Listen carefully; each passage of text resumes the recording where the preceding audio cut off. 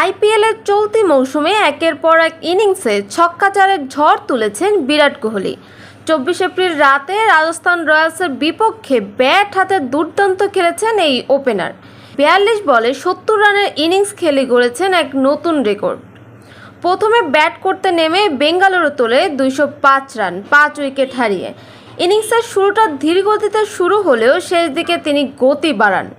8টি চার আর 2টি ছক্কায় সাজানো ছিল তার ইনিংস।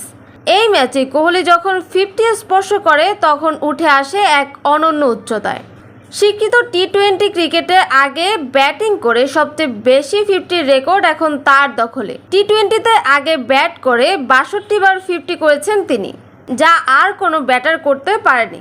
সব মিলিয়ে টি-20 ক্রিকেটের সবচেয়ে বেশি 50-র মালিক অবশ্য ডেভিড ওয়ার্নার। তার 50-র সংখ্যা 117। কোহলি রয়েছেন দ্বিতীয় স্থানে 111 50 নিয়ে।